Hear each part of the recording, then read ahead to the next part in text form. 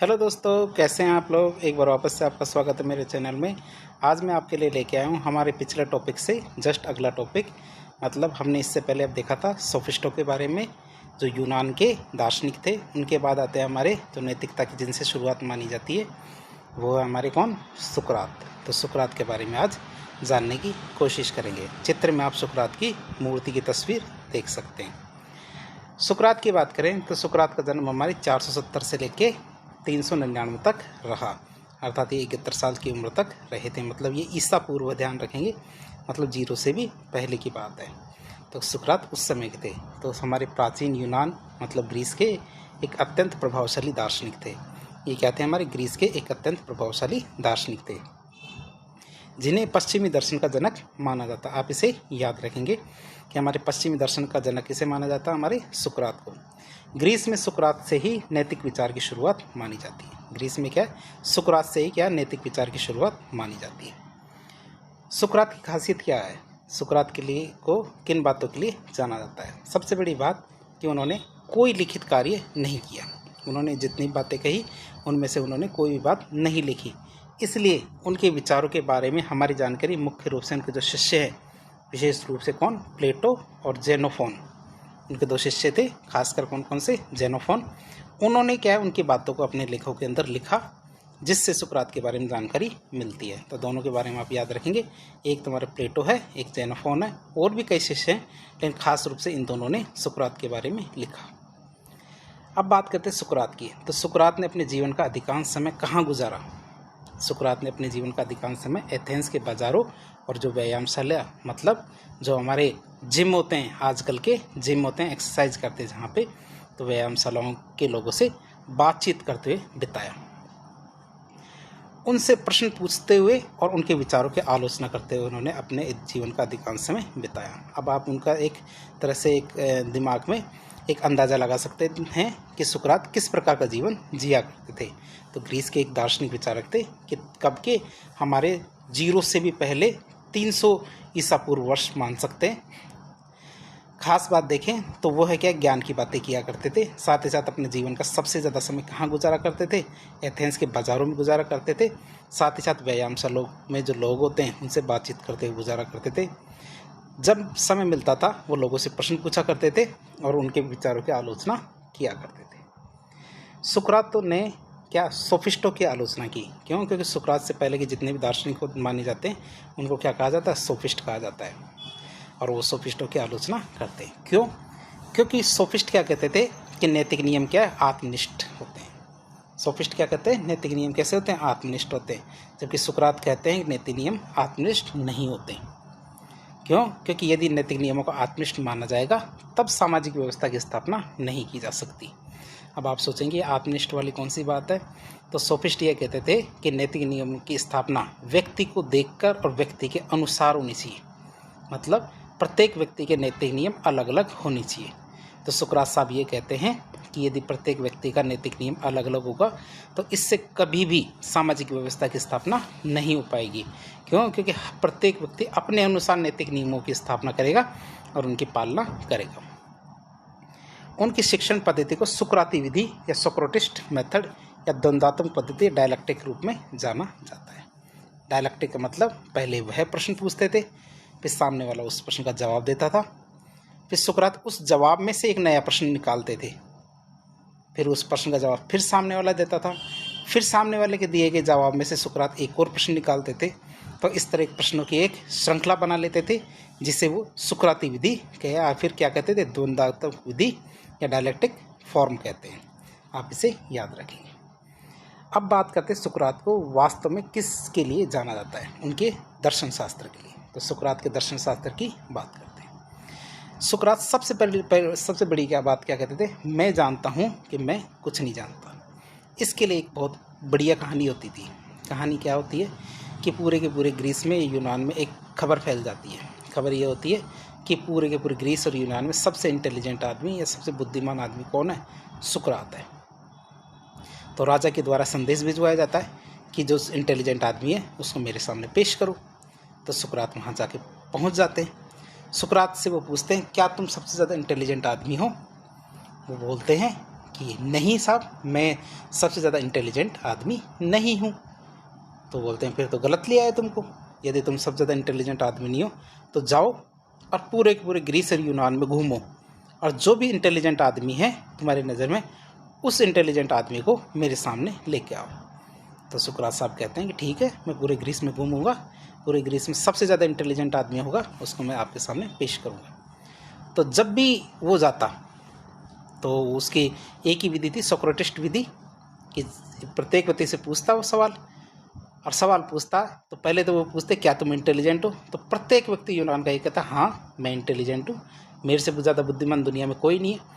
और जब उनसे सवाल पूछने लगते तो बाद में पता चलता कि उनको तो कुछ पता ही नहीं है, और हर व्यक्ति के साथ ही ये हुआ। तो फिर वो जाता है और राजा से कहता है कि महाराज मैं आ गया। तो महाराज कहते हैं कि बताओ तुम क्या सबसे ज़्यादा इंटेलिजेंट आदमी को ले आए? कि हाँ। कि कौन है वो? कि मैं ही हूँ सबसे ज़्यादा इंटेलिजेंट आदमी। कि पहले तो तुम कह रहे थे कि मैं इंटेलिजेंट नहीं हूँ और आज कह रहे हो कि मैं इंटेलिजेंट हूँ, कि ये कैसे हुआ? क्योंकि आज मुझे ये एहसास हो गया है किस चीज़ का, कि मैं ये जानता हूँ कि मैं कुछ भी नहीं जानता। राजा कहता है कि इस बात का क्या मतलब है कि मेरे अलावा पूरे यूनान में एक भी बंदा है ऐसा नहीं है जो ये मानने को तैयार हो कि उसको कुछ नहीं पता। केवल मैं ही एक ऐसा बंदा हूँ जो ये मानता है कि मुझे कुछ भी नहीं पता। और कोई भी व्यक्ति यदि ज्ञान प्राप्त करना चाहता है तो वह शून्य से शुरू करेगा, तभी वह ज्ञान प्राप्त कर सकता है। मतलब ज्ञान की शुरुआत कहाँ से होती है? अज्ञान के ज्ञान से, कि मुझे क्या नहीं पता, तभी वह कुछ पता कर सकता है। तो उनकी खास बात आती थी कि मैं जानता हूँ कि मैं कुछ नहीं जानता। तो सुकरात का सबसे प्रसिद्ध कथन है कि मैं जानता हूँ कि मैं कुछ नहीं जानता। अब बात करें, यह कथन अहंकार की कमी या अज्ञानता की स्वीकृति नहीं है। आप ये ना कहें कि ये कथन ये कहता है कि भाई इस कहने वाले बंदे के अंदर अहंकार की कमी है या फिर अज्ञानता की स्वीकृति है, बल्कि ज्ञान की खोज के लिए एक महत्वपूर्ण शुरुआती बिंदु होती है। यदि आप ज्ञान की शुरुआत करना चाहते हो, ज्ञान की खोज करना चाहते हो, तो पहले आप उसके मामले में अज्ञान बनो, क्योंकि अज्ञानी व्यक्ति ही ज्ञान की खोज कर सकता है। सुकरात का मानना था कि सच्ची बुद्धिमत्ता यह पहचानना है कि हम कितने अज्ञानी हैं। क्यों? क्योंकि जब तक आप मानोगे नहीं कि आपको कोई चीज़ पता नहीं है, तभी तो आप उस चीज़ के बारे में पता कर सकते हो। और यदि आप पहले से ही मान लोगे कि मुझे तो इसके बारे में सब कुछ पता है, तो आप उसके बारे में कभी भी पता नहीं लगा सकते। इस जागरूकता से ही हम ज्ञान की ओर बढ़ने के लिए प्रेरित होते हैं। क्यों? क्योंकि ज्ञान की शुरुआत अज्ञान के ज्ञान से होती है। ज्ञान की शुरुआत कैसे होती है? अज्ञान के ज्ञान से होती है। अब आती है हमारे सुकरात की एक और बात, आत्म परीक्षा और अपनी आत्मा की देखभाल। क्या आत्म परीक्षा और अपनी आत्मा की देखभाल का मतलब? सुकरात का मानना था कि दर्शन शास्त्र का मुख्य उद्देश्य आत्म परीक्षा, मतलब खुद के बारे में जानना है।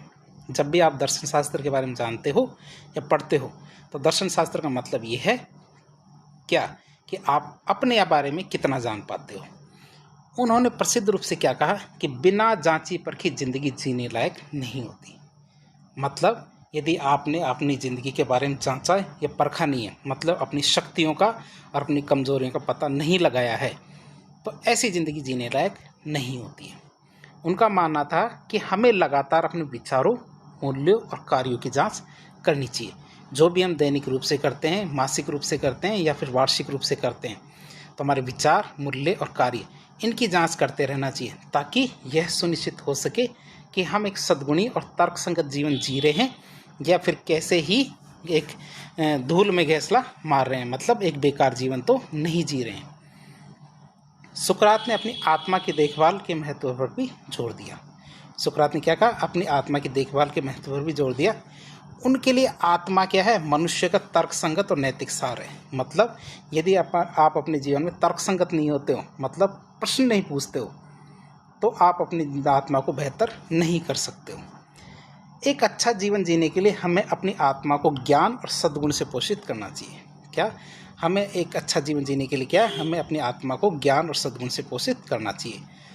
और भौतिक धन और बाहरी सम्मान की तुलना में, क्या भौतिक धन और सम्मान की तुलना में आत्मा का कल्याण बहुत ज़्यादा महत्वपूर्ण है। सुकरात ये मानते थे कि मानसिक शांति और मानसिक सुख, क्या मानसिक शांति और मानसिक सुख शारीरिक सुख से बहुत ज़्यादा इम्पोर्टेंट है। सुकरात ये मानते थे कि यदि व्यक्ति के पास मानसिक शांति और मानसिक सुख है, तो यह क्या शारीरिक सुख से बहुत ज़्यादा महत्वपूर्ण है। इसके लिए व्यक्ति में आत्मनियंत्रण होना चाहिए, तभी वह ऐसा कर सकता है। इसके लिए व्यक्ति में क्या आत्मनियंत्रण होना चाहिए और उसे कर्तव्य का पालन करना चाहिए, और उसे क्या कर्तव्य का पालन करना चाहिए। फिर आता हमारे सुकरात के बारे में, सद्गुण ही ज्ञान है, ये ज्ञान ही सद्गुण है। बात करें इसकी तो सुकरात का एक और महत्वपूर्ण सिद्धांत है सद्गुण ही ज्ञान है। ज्ञान का अर्थ होता है तथ्यात्मक ज्ञान नहीं, बल्कि ज्ञान का वास्तविक अर्थ होता है आत्मज्ञान। ज्ञान का अर्थ क्या होता है? किसी भी तथ्य के बारे में यदि आप पता करते हो, तथ्य के बारे में आपको पता है, जैसे कई कहते हैं ना कि स्कूलों में सबसे ज़्यादा इंटेलिजेंट व्यक्ति कौन है, कि जिसको सबसे ज़्यादा प्रश्नों के उत्तर आते हैं। तो सुकरात ये मानते हैं ऐसा व्यक्ति इंटेलिजेंट नहीं है जिसको क्या तथ्यों का ज्ञान है, मतलब चीज़ें रटी हुई है, बल्कि ज्ञानी व्यक्ति वो है जिसको क्या आत्मज्ञान है। आत्मज्ञान किसे कहते हैं? जब व्यक्ति अपनी शक्तियों और कमजोरी के बारे में पता लगा लेता है तो उसे हम क्या कहते हैं? आत्मज्ञानी व्यक्ति कहते हैं। और फिर ज्ञान की बात करें तो फिर सामने वाले बंदे ने सुकरात से पूछा कि आत्मज्ञान तो व्यक्ति को खुद को ही होता होगा, दूसरा बंदा कैसे पता लगाएगा कि सामने वाले बंदे के पास आत्मज्ञान है या नहीं? तो ज्ञान व्यक्ति के आचरण में परिलक्षित होता है। सुकरात ने कहा कि कुछ भी पता लगाने की आपको आवश्यकता नहीं है। क्यों? क्योंकि थोड़ी देर आप यदि उसको ऑब्जर्व करेंगे, उसको देखेंगे, तो उसका ज्ञान उसके आचरण में परिलक्षित होगा, मतलब उसके आचरण में देखने को मिल जाएगा। क्योंकि ज्ञानी व्यक्ति कोई भी अनैतिक कार्य नहीं कर सकता। जो ज्ञानी व्यक्ति होता है वो कभी भी कोई भी अनैतिक कार्य नहीं करेगा, और यदि वह अनैतिक कार्य कर रहा है इसका मतलब वो ज्ञानी नहीं है। इसका अर्थ यह है कि यदि कोई व्यक्ति जानता है कि क्या सही है, जैसे एक चोर है, वो चोरी क्यों करता है? क्योंकि उसे पता नहीं है कि चोरी करना गलत है। कि यदि कोई व्यक्ति जानता है कि क्या सही है तो अनिवार्य रूप से सही काम करेगा। बुराई अज्ञानता का परिणाम है। यदि कोई भी व्यक्ति बुराई का कार्य करता, गलत कार्य करता है, इसका मतलब उसके अंदर क्या अज्ञानता है, और यदि उसे ज्ञान हो गया तो वह कभी भी बुरा कार्य नहीं करेगा। और जो लोग बुरा काम करते हैं वो इसलिए ऐसा करते हैं क्यों? क्योंकि वो वास्तव में यह नहीं जानते कि क्या अच्छा है। वो बुरा काम क्यों करते हैं? क्योंकि वो वास्तव में ये नहीं जानते कि क्या अच्छा है। इस सिद्धांत का तात्पर्य है कि शिक्षा और ज्ञान नैतिक सुधार के लिए बहुत ज़्यादा जरूरी है। यदि आप व्यक्ति का नैतिक सुधार करना चाहते तो व्यक्ति को क्या दीजिए? शिक्षा और ज्ञान। अब आती है सुकराती विधि। सुकरात क्या कहते हैं कि सुकरात अपनी एक तरह की विधि बनाते हैं ज्ञान की। तो सुकरात की शिक्षण पद्धति प्रश्नोत्तर पर आधारित होती थी। सुकरात क्या करते थे? किसी भी व्यक्ति के बारे में जानना चाहते थे तो उनसे क्या किया करते थे? प्रश्न किया करते थे। वे सीधे उत्तर देने के बजाय लोगों से प्रश्न पूछा करते थे। कि जैसे कई बार क्या अपने ज्ञान की बातें दूसरों को पहले बताते नहीं थे, सबसे पहले वह प्रश्न पूछा करते थे, ताकि वे स्वयं अपने विचारों और मान्यताओं की जांच कर सके और अंतर्विरोधों को उजागर कर सके। तो इसलिए वो क्या करते थे? सबसे पहले सामने वाले बंदे से जाके प्रश्न किया करते थे। इस प्रक्रिया के माध्यम से वे अपने संवाददाताओं को अधिक स्पष्ट और तर्कसंगत सोच की ओर ले जाते थे। जिस ओर वो ले के जाना चाहते थे सामने वाले बंदे को, उस ओर वो उसको ले जाते थे प्रश्न पूछ पूछ कर। सुकराती विधि का उद्देश्य ज्ञान प्रदान करना नहीं था। ध्यान रखेंगे, सुकराती विधि का मतलब क्या होता है? ज्ञान प्रदान करना नहीं होता, बल्कि ज्ञान की खोज को प्रोत्साहित करना होता था कि आप किस बारे में जानना क्यों नहीं चाहते हैं। तो ये सब चीज़ें कौन शुरू करता था? सुकराती विधि के माध्यम से सुकरात। सामने वाले कुछ भी नहीं सिखाते थे, बल्कि उनसे बार बार प्रश्न किया करते थे। अब सुकरात की बात करें तो न्याय और धार्मिकता की बात करें। सुकरात की न्याय और धार्मिकता की बात करें तो सुकरात न्याय और धार्मिकता जैसे नैतिक गुणों में दृढ़ विश्वास रखते थे। सुकरात क्या थे? न्याय और धार्मिकता जैसे विषयों में क्या जैसे नैतिक गुणों में दृढ़ विश्वास रखते थे। प्लेटो के संवाद हैं, मतलब जो प्लेटो की बुक्स है उनमें वे अन्याय करने से इनकार करते हैं। जो हमारे क्या है सुकरात है, वे अन्याय करने से इनकार करते हैं, भले ही इससे उनकी जान खतरे में ही क्यों ना आ जाए। वे ये कहते थे कि मैं जीवन में कभी भी अन्याय नहीं करूँगा, किसी के साथ भी अन्याय नहीं करूँगा। क्यों? क्योंकि अन्याय करने से मेरा जीव घबराता है। तो प्लेटो के संवाद में वे अन्याय करने से इनकार करते, भले ही इससे उनकी जान खतरे में ही क्यों ना हो। उनका मानना था कि अन्याय करने से पीड़ित होने से भी बुरा है। क्या? अन्याय करने से पीड़ित होने से भी बुरा है। मतलब जब आप किसी के साथ अन्याय करते हो तो ऐसा नहीं कि जो अन्याय करता है वो पीड़ित नहीं होता है, वो उससे ज़्यादा पीड़ित होता है जो जिस पे अन्याय किया जा रहा है। उन्होंने देवताओं के प्रति सम्मान और कानूनों के पालन के महत्व पर भी जोर दिया, भले ही उन्हें क्या व्यक्तिगत रूप से अन्यायपूर्ण लगे। जैसे कि उनके मुकदमे और मृत्यु के प्रसंग में देखने को मिलता है कि वो क्या करते हैं, देवताओं के प्रति सम्मान और कानून के पालन के महत्व पर भी जोर देते हैं। अब आता दैवीय आवाज़। क्या दैवीय आवाज़ की या डायमॉन की बात करें तो सुकरात ने एक दैवीय आवाज़ का उल्लेख किया जो उन्हें कुछ कार्यों को करने से रोकती थी, लेकिन कभी उन्हें कुछ कार्य करने के लिए प्रेरित नहीं करती थी। क्या सुकरात ने क्या दैवीय आवाज़ का उल्लेख किया जो उन्हें कुछ कार्यों को करने से रोकती थी, लेकिन कभी उन्हें कुछ कार्य करने के लिए प्रेरित नहीं करती थी। इसे अक्सर उनके अंतरात्मा या एक सहज नैतिक मार्गदर्शक के रूप में व्याख्यापित किया जाता है। इसे क्या किया जाता है, उनके अंतरात्मा या एक सहज नैतिक मार्गदर्शक के रूप में व्याख्यापित किया जाता है। उनका एक सिद्धांत आता है सद्गुणों की एकता का सिद्धांत। क्या है, सद्गुणों की एकता का सिद्धांत की बात करें सुकरात के तो सद्गुणों की एकता का सिद्धांत कहता है कि सभी सद्गुण जैसे हमारा साहस, न्याय, संयम, बुद्धिमत्ता, ये क्या है, आपस में जुड़े हुए हैं। ये क्या आपस में जुड़े हुए हैं और वास्तव में एक ही चीज़ के अलग अलग पहलू हैं जो क्या ज्ञान पे आधारित है। वे क्या एक ही चीज़ के अलग अलग पहलू हैं जो क्या ज्ञान पे आधारित है। यदि किसी व्यक्ति में एक सच्चा सद्गुण है, यदि किसी व्यक्ति में एक सच्चा सद्गुण है तो उनमें अन्य सभी सद्गुण भी किसी न किसी रूप में मौजूद होंगे। किसी भी व्यक्ति में एक सच्चा सद्गुण है तो अन्य सभी सद्गुण भी क्या है, किसी न किसी रूप में उसमें मौजूद होंगे। क्यों? क्योंकि सभी सद्गुण अच्छाई और बुराई के ज्ञान से उत्पन्न होते हैं। जितने भी सद्गुण होते हैं वे क्या होते हैं, अच्छाई और बुराई के ज्ञान से उत्पन्न होते हैं। अब उन्होंने क्या है, सद्गुण और कर्तव्य के बीच में संबंध भी बताया। उन्होंने क्या सद्गुण और कर्तव्य के बीच में संबंध भी बताया। क्या बताया कि सद्गुण मतलब सही ज्ञान हमें यह समझने में मदद करता है कि हमारा कर्तव्य क्या है। सद्गुण मतलब सही ज्ञान का मतलब क्या है, हमें यह समझने में मदद करता है कि हमारा कर्तव्य क्या है। जब हम जानते हैं कि क्या सही है तो हम उस सही कार्य को करने के लिए नैतिक रूप से बाध्य महसूस करते हैं। कि जब हम जानते हैं कि क्या सही है तो हम क्या है, उस सही कार्य को करने के लिए क्या है, नैतिक रूप से बाध्य महसूस करते हैं, जो हमारा कर्तव्य बन जाता है। इसलिए क्या है, कर्तव्य का पालन करना सद्गुणी जीवन का एक स्वाभाविक और आवश्यक हिस्सा होता है। बहुत ज़रूरी हिस्सा माना जाता है कि कर्तव्य का पालन करना सद्गुणी जीवन का एक स्वाभाविक और आवश्यक हिस्सा है। जबकि अज्ञानता क्या है, कर्तव्य की अवहेलना की ओर ले जाती है। अज्ञानता क्या, कर्तव्य की अवहेलना की ओर ले जाती है। सद्गुण और कर्तव्य क्या, एक ही नैतिक ढांचे के दो पहलू है जो ज्ञान की नींव पे टिके हुए हैं। क्या सद्गुण और कर्तव्य क्या, एक ही नैतिक ढांचे के दो पहलू है जो ज्ञान की नींव पे टिके हैं। तो सुकरात के बारे में हमने बहुत सारी बातें देखी। अब उनके कुछ कथनों के बारे में देख लेते हैं। पहला कथन आता है, मैं सभी जीवित लोगों में सबसे बुद्धिमान हूँ। क्यों? क्योंकि मैं ये जानता हूँ कि मैं कुछ नहीं जानता हूँ। फिर जहाँ सम्मान है वहाँ डर है, पर ऐसी सभी जगह सम्मान नहीं है जहाँ डर है। क्यों? क्योंकि संभवतः डर सम्मान से ज़्यादा व्यापक है। फिर आता है, इस दुनिया में सम्मान से जीने का सबसे महान तरीका है कि हम वो बने जो हम होने का दिखावा करते हैं। एक कथन ये आता है कि ज़िंदगी नहीं बल्कि एक अच्छी ज़िंदगी को महत्व देना चाहिए। ऐसे घिसी पिटी ज़िंदगी नहीं होनी चाहिए, आत्मज्ञान वाली ज़िंदगी होनी चाहिए। एक अच्छी ज़िंदगी को महत्व देना चाहिए। सिर्फ जीना मायने नहीं रखता, सही तरीके से जीना मायने रखता है। जागरूकता से ही में ही बुद्धिमत्ता का उदय होता है।